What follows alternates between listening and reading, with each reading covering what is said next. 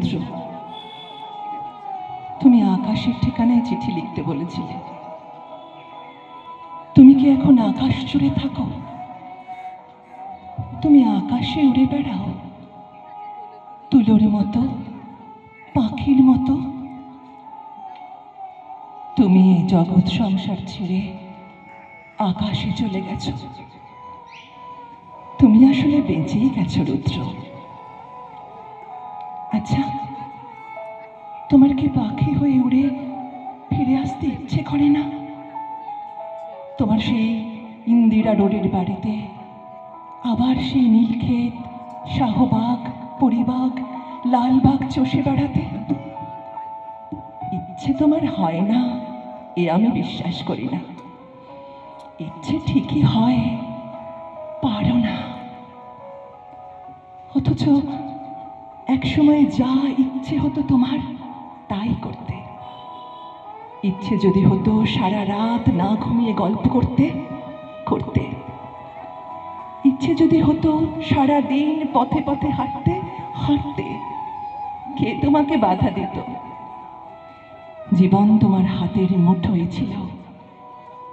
সেই জীবন নিয়ে যেমন ইচ্ছে খেলেছ। আমার ভেবে অবাক লাগে, জীবন এখন আর তোমার হাতের মুঠোয় নেই। ওরা তোমাকে ট্রাকে উঠিয়ে মিঠেখালি রেখে এলো, তুমি প্রতিবাদ করতে পারোনি। যেদিন তোমাকে নিয়ে গেল বাড়ি থেকে, আমার খুব দম বন্ধ লাগছিল। ঢাকা শহরটিকে এত ফাঁকা আর কখনো লাগেনি। বুকের মধ্যে আমার এত হাহাকারও আর কখনো জমেনি। আমি ঢাকা ছেড়ে সেদিন চলে গিয়েছিলাম ময়মনসিংহে। আমার ঘরে তোমার বাক্স ভর্তি চিঠিগুলো হাতে নিয়ে জন্মের কান্না কেঁদেছিলাম।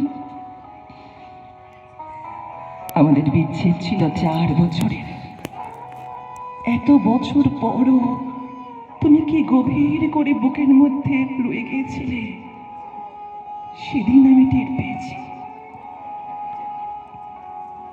আকাশের সঙ্গে কত কথা হয় রোজ, কষ্টের কথা, সুখের কথা।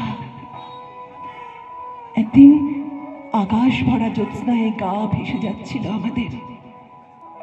তুমি 2-4টি কষ্টের কথা বলে নিজের লেখা একটি গান শুনিয়েছিলে।